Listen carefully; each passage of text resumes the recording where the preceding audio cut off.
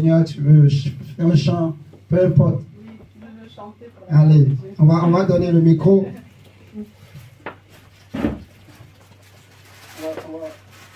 Comment on a dit, on va être un peu hygiénique. On change la tête.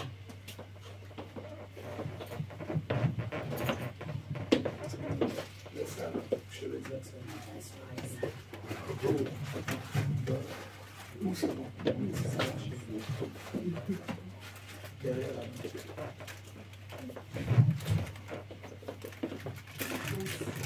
Amen. J'avais envie vraiment de rendre gloire à Dieu pour tout ce qu'il a fait dans ma vie.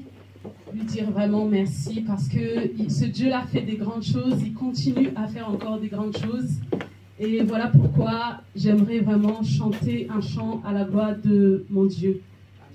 Je veux exprimer mon désir, celui de t'adorer, mon roi. Ah, ah,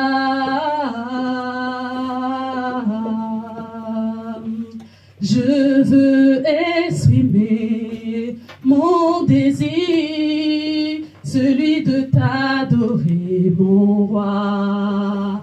Ah, ah, comme un étendard, tu es, comme un étendard, tu es, comme un étendard, tu es, comme un étendard, tu es, comme un appuyé, tu es, comme un appuyé, tu es, comme un bouclier, tu es, comme un bouclier, tu es, tu ne m'as pas oublié, tu m'aimes encore, tu ne m'as pas oublié, tu m'aimes encore, tu ne m'as pas délaissé, tu m'aimes encore, tu ne m'as pas délaissé, tu m'aimes encore. Rhabillé, rhabillé, je t'aime, rhabillé, rhabillé, rhabillé, je t'aime, rhabillé, tu ne m'as pas oublié, tu m'aimes encore, tu ne m'as pas oublié, tu m'aimes encore, tu ne m'as pas délaissé, tu m'aimes encore, tu ne m'as pas délaissé, tu m'aimes encore, tu ne m'as pas oublié, tu m'aimes encore, tu ne m'as pas oublié, tu m'aimes encore. Jésus est, Jésus est, Jésus je t'aime, Jésus est, Jésus est, Jésus est, je t'aime, Jésus est, papa est, je t'aime, papa est, papa, je t'aime, papa est, tu ne m'as pas oublié, je m'aime encore, tu ne m'as pas oublié, tu m'aimes encore, tu ne m'as pas délaissé, tu m'aimes encore, tu ne m'as pas délaissé, tu m'aimes encore. Alléluia. Mon désir, celui de t'adorer, mon roi. Ah,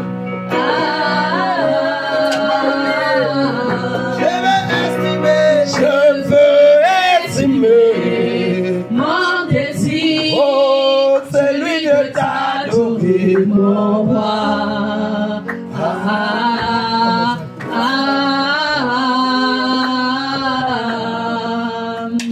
Que le nom de Dieu soit béni parce qu'il est le Dieu qui ne nous oublie pas.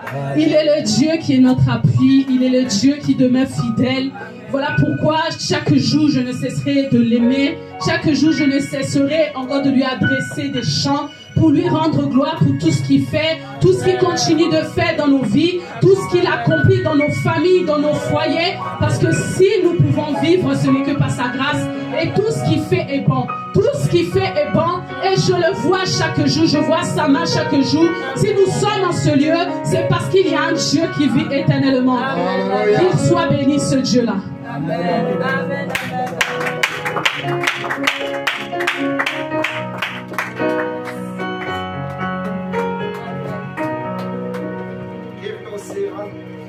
Qui veut rendre gloire aussi à Dieu?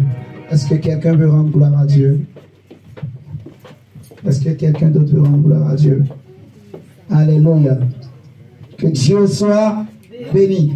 C'est un Dieu très très fidèle. Amen. Si les hommes t'abandonnent, Jésus ne t'abandonnera jamais, jamais, jamais. Il a dit, je suis avec vous tous les jours jusqu'à la fin du monde. Il dit au prophète Ésaïe que même si une poule abandonnait ses poussins, moi l'Éternel, je ne t'abandonnerai jamais. Et il a dit à Jérémie, je t'aime d'un amour éternel. L'amour de Dieu est inconditionnel. L'amour de Dieu ne dépend pas de ma situation, de la couleur ou peu importe. Dieu nous aime tel que nous sommes et il nous tend toujours la main. Alléluia. C'est un grand Dieu, c'est un Dieu merveilleux, un Dieu unique, un Dieu incomparable. Oh, les mots ne suffiront pas pour l'élever. Il est bon. Amen. Ok, que Dieu soit béni. Ce matin, nous allons parler d'un thème qui est que celui qui est saint se sanctifie encore. Que celui qui est saint se sanctifie encore. Nous voulons parler de la sanctification. Je sais que nous connaissons certainement, la plupart d'entre nous déjà, c'est quoi la sanctification, ou du moins, nous avons déjà au moins une fois entendu parler de ce mot, de ce thème, mais nous voulons, voilà, tirer un autre aspect de la sanctification pour que chacun de nous puissions comprendre davantage la pensée de Dieu par rapport à ce que c'est que la sanctification. Alléluia. Ce thème est tiré de Apocalypse chapitre 22. Si nous prenons Apocalypse chapitre 22, le Saint-Esprit va nous aider pour partager la parole du Seigneur, pour donner cet enseignement. Et il va aider chacun de nous pour bien comprendre la pensée de Dieu. Apocalypse chapitre 22, le verset 11. C'est l'ange qui était venu donner la révélation de Dieu à l'apôtre Jean, qui est en train de parler. Il va dire, Apocalypse chapitre 22, le verset 11, que celui qui est injuste soit encore injuste. Que celui qui est souillé se souille encore. Et que le juste pratique encore la justice. Et que celui qui est saint se sanctifie encore. Et c'est de cette deuxième partie, de la partie B de ce verset, que le thème est tiré. Que celui qui est saint se sanctifie encore. La sanctification, mes frères et sœurs, avant de parler de la sanctification, je vais exposer une thèse que je crois que chacun de nous connaissons, mais qui va nous aider à mieux comprendre ce message. Vous savez que dans la loi française, mes frères et sœurs, et selon la Constitution de la République française, en fait, tout citoyen a des droits. Alléluia. Tout citoyen a un droit. On a des droits en tant que citoyen français. Vous voyez, il y a le droit de la liberté d'expression, de manifester, de voter. Vous voyez, d'aller à l'école, d'étudier, d'être instruit. Vous voyez, normalement ici en France, tout enfant, en fait, les parents ont l'obligation d'aller inscrire leurs enfants à l'école. L'éducation est obligatoire. Alléluia. C'est un droit pour tout enfant, qu'il soit garçon ou fille, d'être instruit, en fait, d'aller à l'école. C'est la loi française, c'est la Constitution qui le demande. Vous voyez, voilà, tout Français a le droit d'être protégé également. Vous voyez, de se sentir en sécurité dans le pays. Donc, je ne peux pas citer tous les droits, mais voilà à peu près quelques droits que tout citoyen français, il a. Et c'est la loi française qui le demande, mon frère Prince. Tu vois, Mais à côté aussi, selon la même loi, selon la même constitution, tout citoyen a aussi ce qu'on appelle des devoirs. Vous voyez? Donc il y a des droits et il y a des devoirs. Et les devoirs, on peut dire par exemple que voilà, tout citoyen français a le devoir de payer ses impôts. Vous voyez? C'est une obligation en fait pour tout Français de payer les impôts. Donc voilà, tout citoyen français a aussi le devoir de défendre le territoire français, de défendre la France, de protéger la République. Vous voyez ce que je dis? Il a le droit de veiller au fonctionnement de la justice, donc d'être coopératif en fait, de participer au fonctionnement de la justice. Il ne peut pas combattre la justice, il ne peut pas chercher à empêcher la justice de s'appliquer. Vous voyez? Il est soumis à la justice. Tout citoyen français a aussi le devoir d'aller voter. Et la particularité, c'est que le vote, c'est un droit, mais c'est aussi un devoir. Vous voyez? C'est à la fois un droit pour nous, mais c'est aussi un devoir pour les Français. Vous voyez? Donc, voilà. Là, j'ai cité quelques droits également et quelques devoirs. Eh bien, quand nous devenons chrétiens, nous qui sommes là ce matin, nous rentrons dans ce qu'on appelle le pays de Dieu, ce que j'appelle la nation divine. Vous voyez, le royaume de Dieu. Et dans le royaume de Dieu aussi, il y a une loi, il y a aussi une constitution. Et selon cette constitution, nous avons aussi, en tant que citoyens du ciel, citoyens célestes, nous avons aussi des droits. Vous voyez, le droit d'être protégé par Dieu. C'est pour ça que Dieu est obligé d'envoyer ses anges pour nous protéger. Vous voyez, nous avons le droit de connaître la vérité. C'est pour ça que Jésus va dire que, voilà, vous connaîtrez la vérité et la vérité vous a... C'est un droit en fait, comme tout Français a le droit d'être éduqué, d'aller à l'école, de recevoir l'instruction. En tant que chrétien aussi, on a aussi ces droits. On a aussi plein d'autres droits, vous voyez. Le droit pour réussir, j'ai le droit de réussir, tu as le droit de réussir. Donc le droit d'être délivré, c'est aussi un droit pour nous quand on devient enfant de Dieu, vous voyez. La parole de Dieu est remplie de droits que nous avons, que tu as. La Bible a dit que, le Seigneur dit par exemple, voilà, que je vous redonnerai ce qu'ont mangé les sauterelles, ainsi de suite. C'est un droit. Vous êtes en train de comprendre. C'est un droit pour toi, prince, en fait, de recevoir le Saint-Esprit. Est-ce que nous sommes en train de comprendre? En tant qu'enfant de Dieu.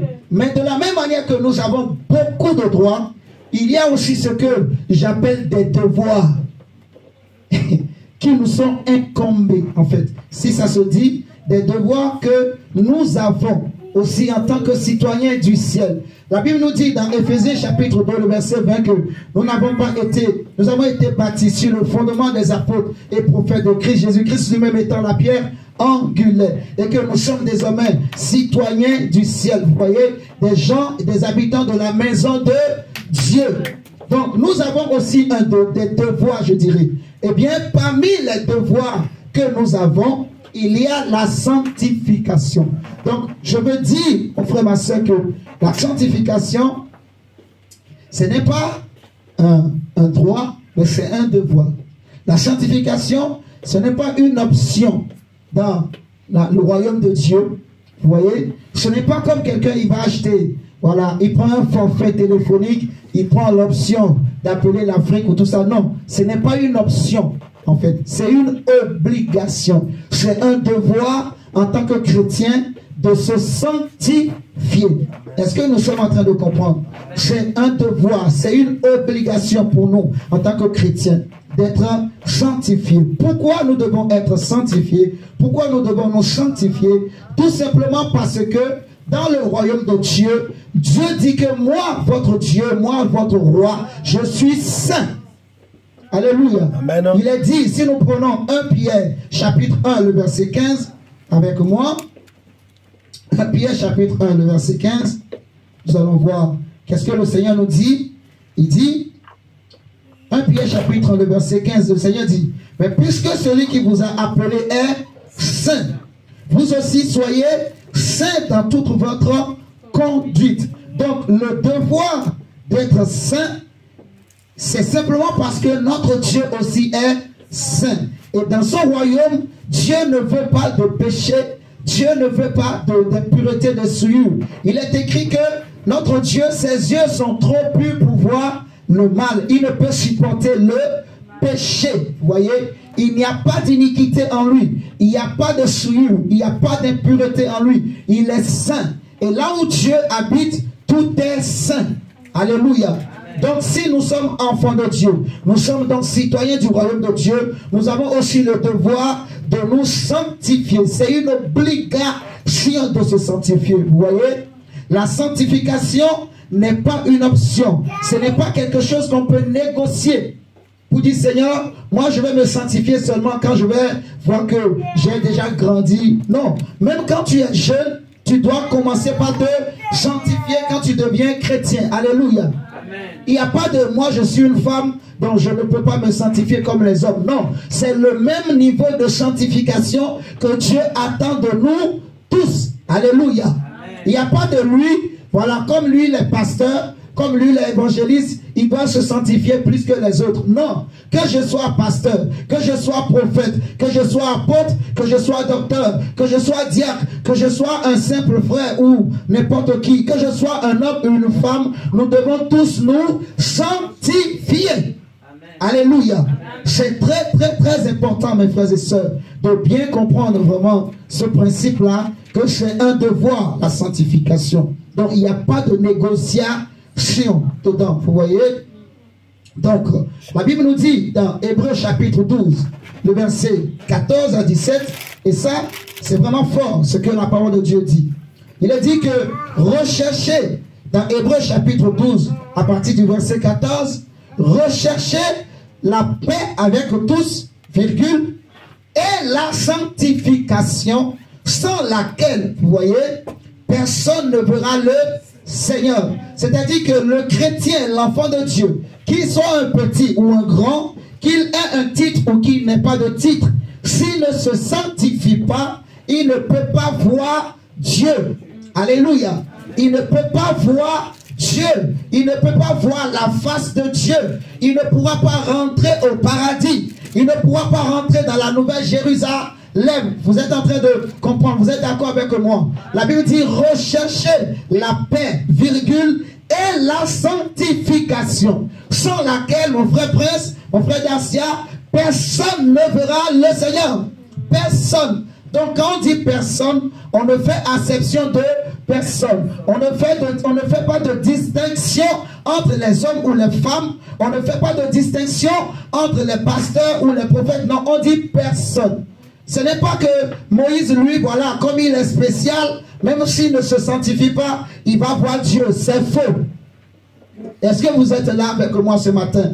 Nous tous, si on ne se sanctifie pas, mon frère, on ne peut pas voir Dieu. Vous voyez? Donc la sanctification est une obligation. Et regardez la suite de ce texte. Il est écrit au verset 15. Veillez à ce que nul ne se prive de la grâce de Dieu, à ce qu'aucune racine d'amertume poussant des rejetons, voilà, ne produit du trouble et que plusieurs n'en soient infectés, à ce qu'il n'y ait ni impudique, ni profane comme Ésaü, qui pour un mets vendit son droit d'aînesse. Vous savez que plus tard, excusez-moi, voulant obtenir la bénédiction, il fut rejeté, quoiqu'il la sollicita avec l'âme, car son repentir ne put avoir aucun effet. Cette partie-là, nous allons voir, nous allons comprendre pourquoi nous l'avons lu maintenant dans la suite. Mais retenez que, voilà, sans la sanctification, il est impossible de rentrer au paradis. Il est impossible d'être enlevé. Alléluia. C'est très, très, très important. Parce qu'il y a beaucoup de chrétiens qui pensent que non, c'est seulement la grâce. Oui, il y a la grâce, mais il y a aussi la sanctification. Et nous allons expliquer c'est quoi la sanctification pour que chacun de nous comprenne. Vous voyez, la Bible nous dit, par exemple, dans voilà, 1 Thessaloniciens chapitre 4, regardez avec moi, 1 Thessaloniciens chapitre 4, le verset 3 à 8. 1 Thessaloniciens chapitre 4, le verset 3 à 8. Ce que la parole du Seigneur nous dit. Il est écrit, 1 Thessaloniciens chapitre 4, verset 3 à 8. Ce que Dieu veut, c'est quoi? C'est votre sanctification.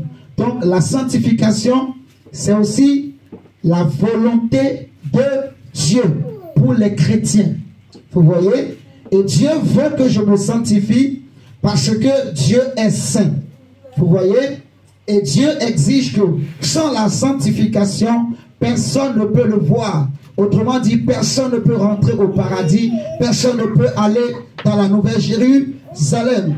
Et la Bible dit que ce que Dieu veut, c'est votre sanctification. On dit, c'est que vous vous absteniez de l'impudicité. C'est que chacun de vous sache posséder son corps dans la sainteté et l'honnêteté. On va faire tout un enseignement sur cette partie-là qui dit que chacun doit savoir posséder son corps. On fera un enseignement sur ça pour bien expliquer, pour qu'on comprenne bien qu'est-ce que Dieu veut nous expliquer. Alléluia. Et on dit que sans vous livrer à une convoitise passionnée comme font les païens qui ne connaissent pas Dieu. C'est que personne n'use envers son frère de fraude et de cupidité dans les affaires, parce que le Seigneur tire vengeance de toutes ces choses, comme nous vous l'avons déjà dit et attesté. Car Dieu ne nous a pas appelés à l'impureté, mais à quoi? À la sanctification. Il est dit au verset 8, celui donc qui rejette ses préceptes ne rejette pas un homme, mais Dieu qui vous a aussi donné son Saint-Esprit. Je répète encore, mon frère, ma soeur, que celui qui rejette ses préceptes, cette parole, il ne rejette pas un homme, mais il rejette Dieu qui a donné son Saint-Esprit. Et j'insiste, mes frères et sœurs, qu'il ne faut jamais penser que la sanctification, c'est seulement pour les fidèles. Vous voyez? Parce que l'erreur dans laquelle les prédicateurs aussi peuvent tomber, c'est de penser que, parce qu'ils sont devenus prédicateurs, la sanctification ne les concerne plus. Alléluia. C'est de croire qu'eux, ils n'ont plus le besoin de se sanctifier. Eux, ils n'ont plus le devoir de se sanctifier. Non. Prêcher l'évangile ne fait pas de moi un homme exceptionnel, un homme différent. Je ne deviens pas exempt de la sanctification. Alléluia. Oui, mon frère, ma soeur. Donc, je dois me sanctifier. Nous devons chacun de nous sanctifier. Ce que Dieu veut, c'est notre sanctification. Vous voyez? Et lorsqu'on parle de la sanctification, il y a la sanctification du corps, la sanctification de l'âme et la sanctification de l'esprit. Je comprends, Prince. Donc, la sanctification concerne les trois parties de l'homme. Parce que l'homme est composé de trois parties. Il y a le corps, il y a l'âme et il y a l'esprit de l'homme. Regardez, c'est pour ça que la Bible nous dit dans 1 Thessaloniciens chapitre 5, Paul va dire que le Dieu de paix, vous voyez, que le Dieu de paix vous sanctifie lui-même. 1 Thessaloniciens chapitre 5, du verset 23 au verset 24. Vous voyez? Donc, je répète que la sanctification, ce n'est pas seulement concernant l'âme. Cela ne concerne pas seulement le corps. Cela ne concerne pas seulement l'esprit, mais cela concerne les trois parties de l'homme. Donc, le corps, l'âme et l'esprit. Alléluia. Nous saluons tous ceux qui sont en ligne au nom de Jésus. Amen. Amen. Donc, on dit que la sanctification concerne et le corps et l'âme et l'esprit. C'est ce que Paul dit dans 1 Thessaloniciens 5, verset 23. Il dit ceci, que le Dieu de paix vous sanctifie lui-même tout entier. Vous voyez, la sanctification, c'est l'homme en entier. Cela concerne l'individu entier. Vous voyez, que le Dieu de paix vous sanctifie lui-même tout entier et que tout votre être, donc Paul va citer, l'esprit, l'âme et le corps soient conservés irrépréhensibles lors de l'avènement de notre Seigneur Jésus-Christ. Celui qui vous a appelé est fidèle et c'est lui qui le fera. Donc, Darcia, la sanctification que Dieu te demande et qu'il me demande aussi, ce n'est pas seulement dans la tête. Vous voyez, c'est et ton corps, et ton âme, et ton esprit. Tu dois les sanctifier. Sanctifier, ça veut dire quoi? Sanctifier. Sanctifier, c'est un processus, mes frères et sœurs, En fait, la sainteté, c'est la nature de Dieu. Vous voyez, Dieu est saint. Ça, la Bible nous le dit, même depuis l'époque d'Abraham, de Moïse. Dieu s'est révélé à Moïse dans Exode. Il va lui dire, ôte tes souliers de tes pieds, car le lieu sur lequel tu te tiens est un lieu saint. Vous voyez, Dieu va dire dans la loi à Moïse et à tout son peuple que je suis un Dieu saint. On le voit dans Exode, on le voit dans beaucoup de passages. Voilà. Donc, Dieu est un Dieu saint. Et la sainteté, c'est la nature de Dieu. Vous voyez? Ce qui fait la différence entre notre Dieu et les faux dieux, c'est sa sainteté. Vous voyez? C'est un Dieu saint, un Dieu pur, un Dieu parfait. Vous voyez? En qui il n'y a point d'iniquité. La sainteté, c'est la nature de Dieu. Mais la sanctification, c'est une démarche pour atteindre cette nature-là. Est-ce que vous êtes en train de me comprendre ce matin? Amen. La sainteté, c'est un état. Là, je vais le dire encore autrement. C'est un état, la sainteté. C'est un état, et c'est l'état de Dieu. Vous voyez? La sainteté, c'est un état, et c'est l'état de Dieu, en fait. Comment Dieu est. C'est pour ça qu'on dit c'est la nature de Dieu. Mais la sanctification, c'est une démarche, un processus pour se rapprocher de cet état de Dieu. Est-ce que nous sommes là ce matin? Tu comprends, mon frère Prince? Et j'ai dit que la sanctification concerne, Gabriela, le corps, l'âme et l'esprit. Et la sainteté, c'est la nature de Dieu, c'est l'état de Dieu. Mais la sanctification, c'est une démarche pour devenir saint. Maintenant, Dieu va dire dans les psaumes que qui est-ce qui peut s'approcher de la montagne de Dieu? Autrement dit, qui peut monter jusque dans cet état où Dieu est. Vous voyez, Moïse, David va dire, Seigneur, amène-moi sur cette montagne que je ne peux pas atteindre par mes propres forces. Vous voyez, la sainteté, c'est la nature de Dieu et l'homme est incapable par ses propres efforts d'atteindre cette nature-là. Vous voyez, il est écrit que tous ont péché et sont privés de la gloire de Dieu. Donc, l'homme lui-même, par ses efforts, il est incapable justement d'atteindre la sainteté de Dieu. Est-ce que vous me suivez ce matin? David dit, Seigneur, amène-moi sur cette montagne. La montagne où Dieu est. Cette position de sainteté de Dieu que moi-même par mes efforts, je ne peux pas atteindre. Tu vois ma soeur Kou? Donc, David dit, Seigneur, amène-moi, fais-moi monter. Parce que moi-même, je ne peux pas y arriver. J'ai fait beau des efforts. Vous voyez? Pendant des années, David s'est battu. Il pensait qu'il était déjà saint. Mais un jour, il s'est promené sur le toit de sa maison. Il a vu Bathsheba et ça lui a rappelé que tu n'es pas comme Dieu. Vous êtes en train de comprendre. Donc, l'homme est un homme, comme on a déjà dit, l'homme, par sa naissance, il a une mauvaise source. Vous voyez? Et cette source, c'est Adam. Et cette source combat l'homme. Vous me comprenez ce matin? Donc Jésus est venu pour détruire cette source en nous et nous connecter à la source divine. Donc, pour arriver à se sanctifier, en fait, il faut avoir déjà reçu la sainteté de Dieu. Et je vais bien expliquer pour que chaque chrétien comprenne. Parce qu'on ne peut pas parler de sanctification à quelqu'un qui n'est pas encore saint. Je crois que je vais révolutionner notre mentalité, notre façon d'approcher les choses de Dieu. Vous voyez, ce n'est pas pour rien que l'ange a dit à l'apôtre Jean que celui qui est d'abord saint. Viens me dire bonjour Isaac. Bonjour. Dis bonjour. C'est là, c'est là. Donc, là, on ne peut pas parler, mon frère, ma soeur, de sanctification à quelqu'un qui n'a pas encore reçu une sainteté de Dieu. Vous voyez, l'ange va dire que celui qui est d'abord saint, c'est lui qui doit encore se sanctifier. Vous voyez, donc un homme ne peut pas se lever un matin et commence par dire je me sanctifie. On prêche dans les églises, on dit à tout le monde sanctifiez-vous, sanctifiez-vous. C'est une erreur. Vous voyez? Donc, c'est vrai que dans l'église, on est censé être des saints. On est le peuple des saints. Mais malheureusement, nous savons que quand Jésus était en train de prêcher en son temps, les gens qui suivaient Jésus, il n'y avait pas que seulement les disciples.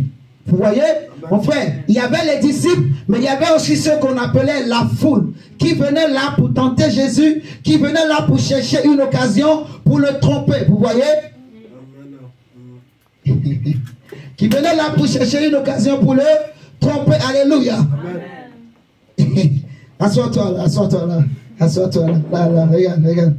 Va t'asseoir là.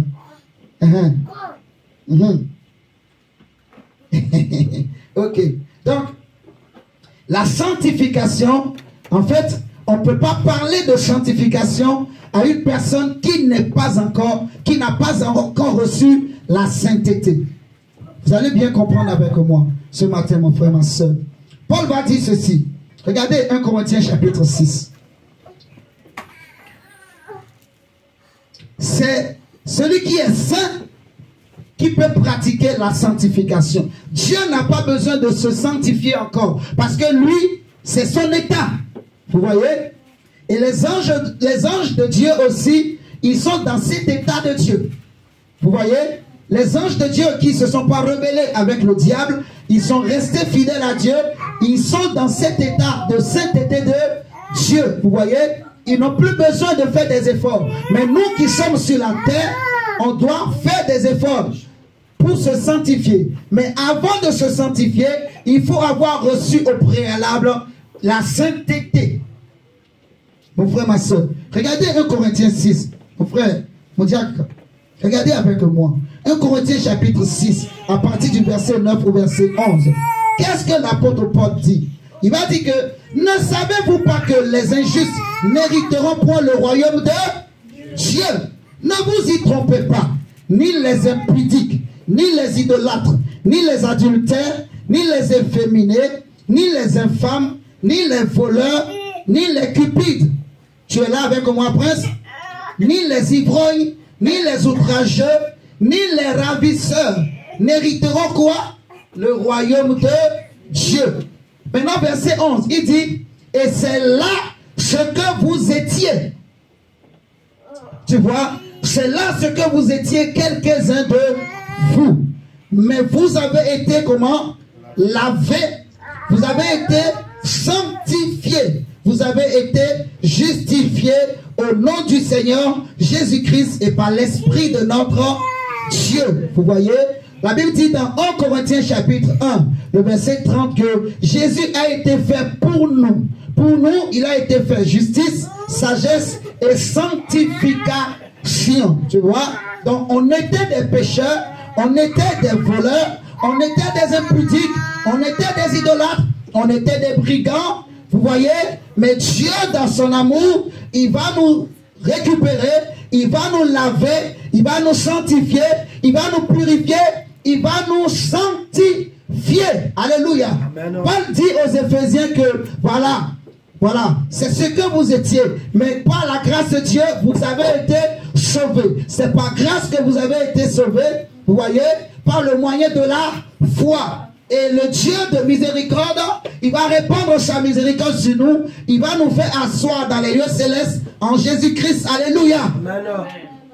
Donc en Jésus, lorsque nous devenons chrétiens, mon frère, ma soeur, lorsqu'on reçoit le passeport du royaume de Dieu, ce qui fait la différence entre nous et ceux qui ne sont pas chrétiens, c'est la sainteté que Dieu nous donne.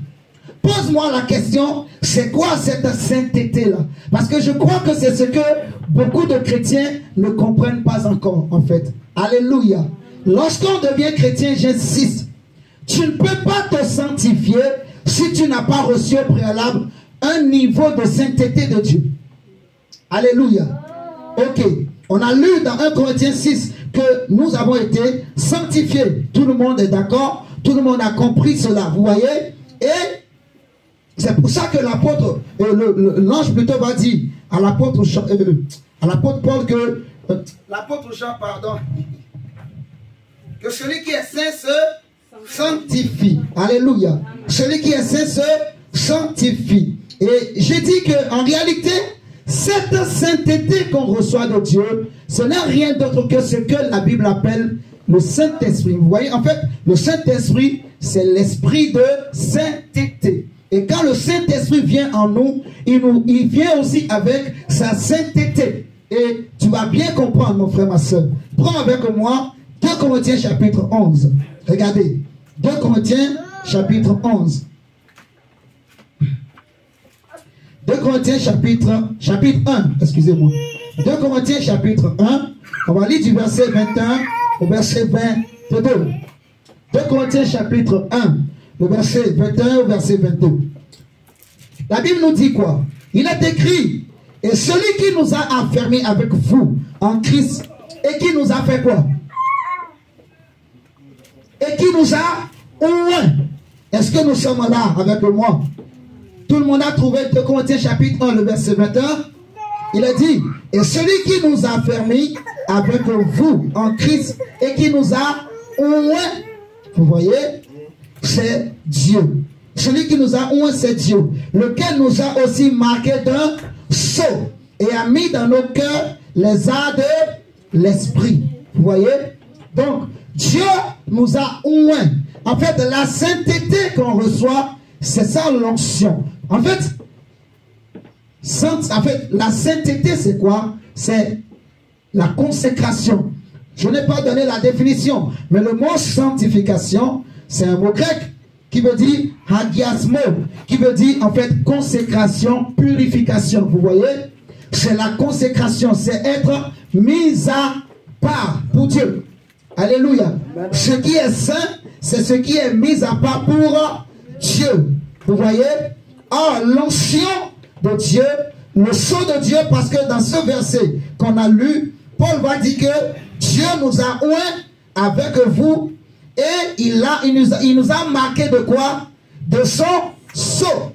Il nous a marqué d'un sceau. Est-ce que tout le monde est là avec moi? Il dit au verset 21 que celui qui nous a fait mis avec vous en Christ et qui nous a oint. Premièrement, c'est Dieu. Lequel nous a aussi fait quoi? Marqué. Vous voyez?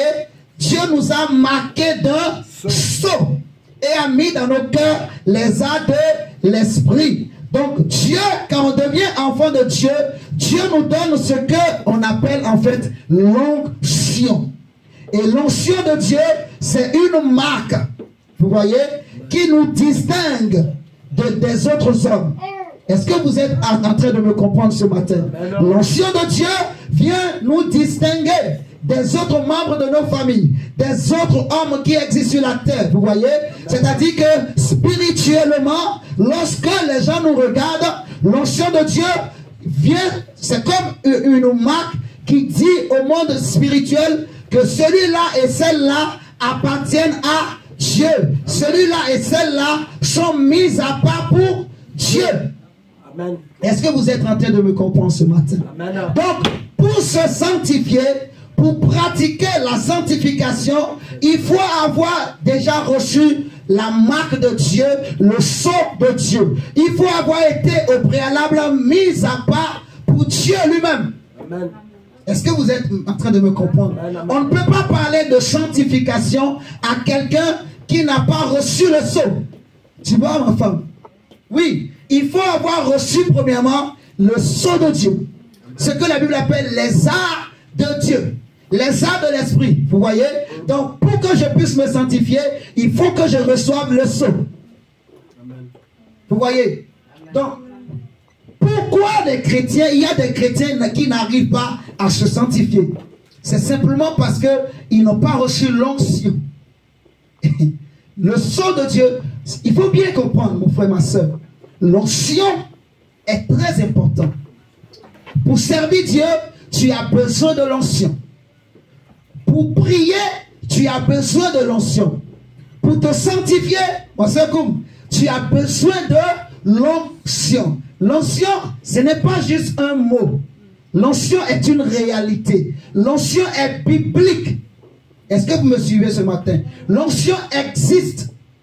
C'est pour ça que Jésus lui-même va dire aux apôtres, dans Actes des Apôtres, il va dire, Jean-Baptiste a baptisé d'eau, mais vous attendez ce que le Père a promis, car dans peu de jours, vous recevrez le Saint-Esprit. Vous recevrez une puissance, que le Saint-Esprit descendra sur vous. Tu vois? pour que vous soyez mes témoins. L'onction existe, mon frère, ma soeur. L'onction est importante. L'onction est nécessaire. L'onction est indispensable pour se sanctifier, pour marcher avec Dieu, pour comprendre l'évangile, pour comprendre la parole de Dieu, pour persévérer. Alléluia. J'ai besoin de l'onction. Ce que la Bible appelle l'onction, c'est-à-dire la puissance du Saint-Esprit, la marque de Dieu, le sceau de Dieu. Alléluia. J'ai besoin que Dieu il marque son sceau sur mon front, il met son sceau sur moi, vous voyez, pour dire que celui-là est mis à part pour moi, celui-là est consacré pour moi. Donc c'est pour ça que je disais que beaucoup de gens n'arrivent pas à se sanctifier parce qu'ils n'ont pas reçu l'onction. Amen. Est-ce que vous me suivez ce matin? L'ange va dire que celui qui est saint se sanctifie. C'est-à-dire que c'est celui qui a reçu l'onction qui peut se sanctifier. À quoi ça sert de parler de la sanctification à quelqu'un qui ne connaît rien de l'onction? Ça va être pour lui comme du charabia. Ça va être pour lui comme des blablabla. Ça ne va rien lui dire. La Bible dit que les choses de Dieu, c'est spirituellement qu'on en juge. Mon frère, ma soeur, j'ai besoin du sceau de Dieu. Tu as besoin du sceau de Dieu, tu vois. Donc, pour que je puisse me sanctifier, que tu puisses te sanctifier, que nous puissions avancer dans la sainteté, il faut l'onction. C'est pour ça que la Bible a dit, dans Romains chapitre 8, le verset 14, que tous ceux qui sont conduits par l'Esprit de Dieu sont appelés enfants de Dieu. Vous voyez? Donc, je ne peux pas dire que je suis né de Dieu et je n'ai pas reçu l'onction. L'onction, c'est le Saint-Esprit, en fait. Vous voyez? L'onction, c'est le Saint-Esprit que Dieu nous donne. Je répète encore, l'onction de Dieu, c'est l'Esprit de Dieu qui vient sur toi. Et quand l'Esprit de Dieu vient dans la vie de l'homme, il y a 3 dimensions. Il vient pour être en nous, il vient pour être avec nous, il vient pour être sur nous. Tu es en train de me suivre ce matin, Dacia. L'Esprit vient pour être en nous, pour être à nos côtés avec nous, pour être sur nous. Je pense qu'on a déjà parlé un peu de ça. Donc, on a besoin de l'Esprit de Dieu en nous.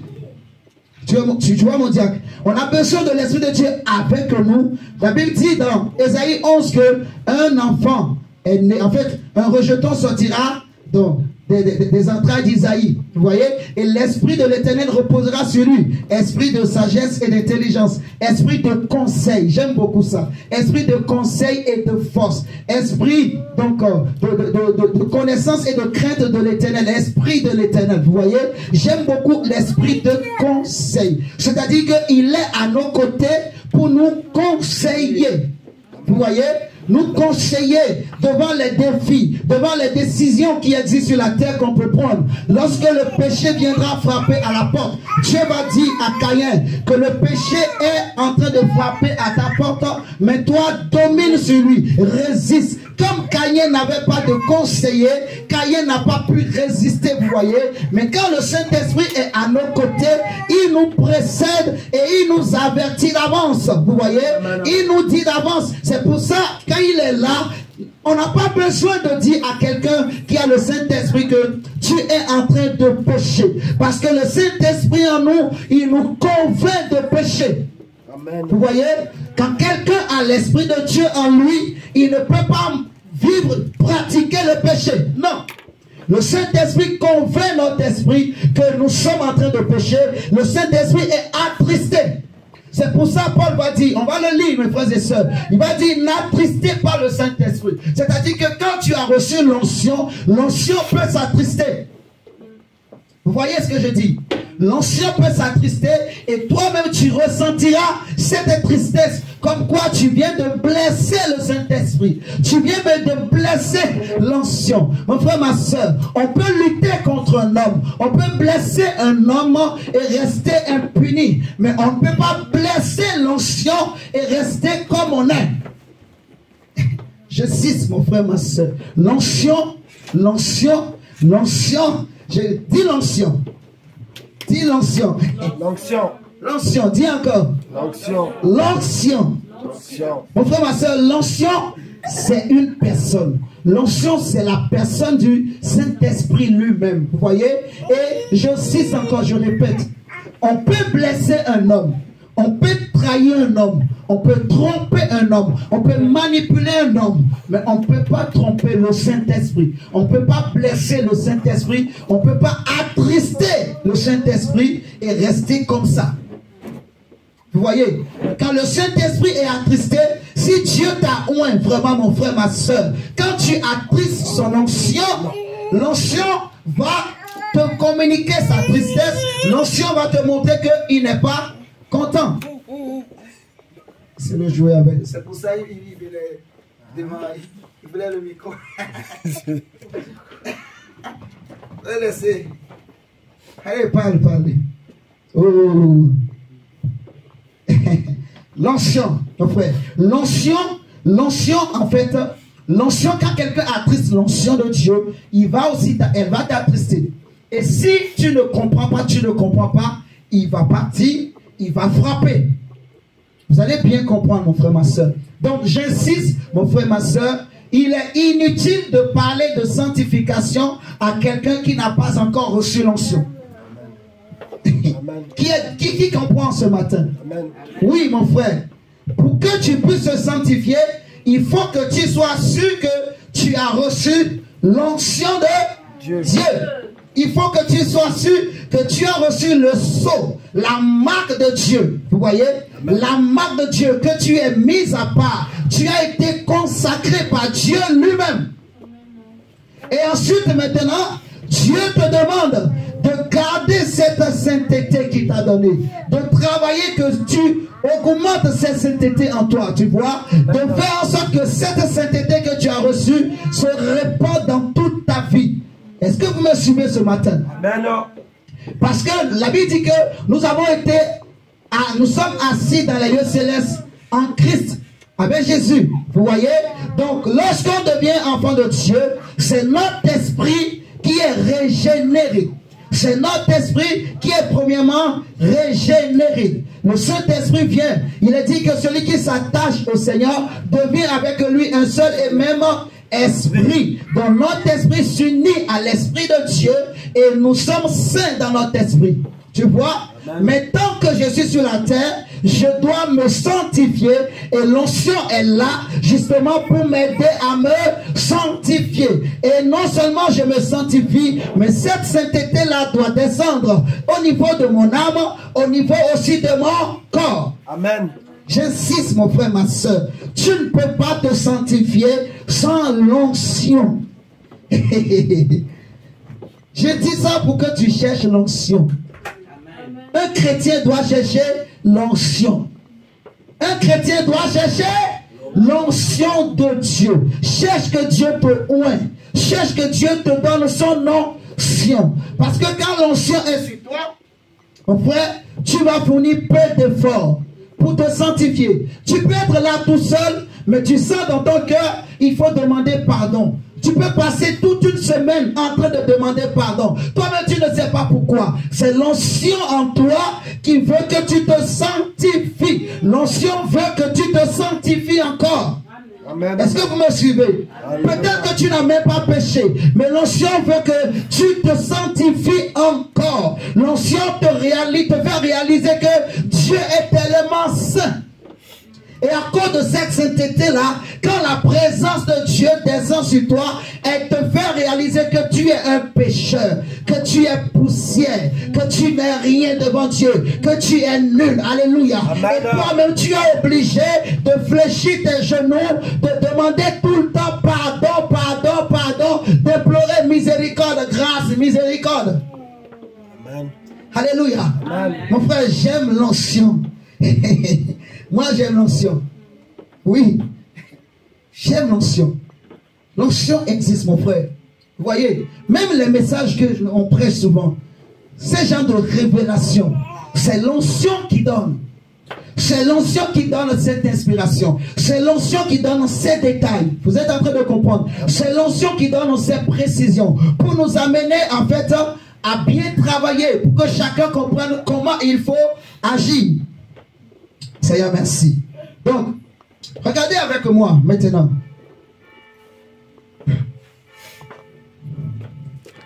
On va prendre 1 Jean chapitre 2.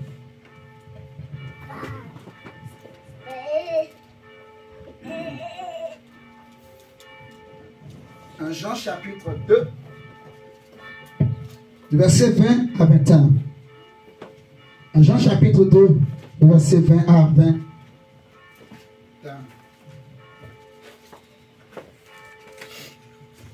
Seigneur, merci. Jean chapitre 2, verset 20 à 21. Le temps passe vite, hein? Regardez, 1 Jean chapitre 2, verset. Ils ont déjà verset 15, par exemple. Verset 15, il est écrit, n'aimez point le monde ni les choses qui sont dans le monde. Si quelqu'un aime le monde, l'amour du Père n'est point en lui. Car tout ce qui est, excusez-moi, dans le monde, la convoitise de la chair, la convoitise des yeux et l'orgueil de la vie ne vient point du Père, mais vient du monde. Et le monde passe et sa convoitise aussi. Mais celui qui fait la volonté de Dieu demeure éternellement. Le verset 20 nous dit, pour vous, vous avez reçu l'onction de la part de celui qui est saint. Et vous avez tous de la connaissance. Je vous ai écrit, non que vous ne connaissiez pas la vérité, mais parce que vous la connaissez. Parce que aucun mensonge ne vient de la vérité. Vous voyez, dans l'onction, nous avons reçu l'onction et nous devons recevoir l'onction. Et c'est l'onction qui nous donne la connaissance, vous voyez, c'est l'onction qui nous donne en fait de connaître la vérité, vous voyez, c'est pour ça que l'apôtre Jean va dire que je vous ai écrit non que vous ne connaissiez pas la vérité, vous voyez, mais parce que vous la connaissez, parce que vous avez reçu l'onction. Et j'aime bien, il dit que vous avez reçu l'onction de la part de celui qui est saint. Alléluia. Vous avez reçu l'onction. C'est-à-dire vous avez reçu une part de la sainteté de Dieu. Vous me suivez ce matin? Vous avez reçu une part de la nature divine en vous. C'est vrai que vous avez été créé à l'image de Dieu. Mais cette image de Dieu a été souillée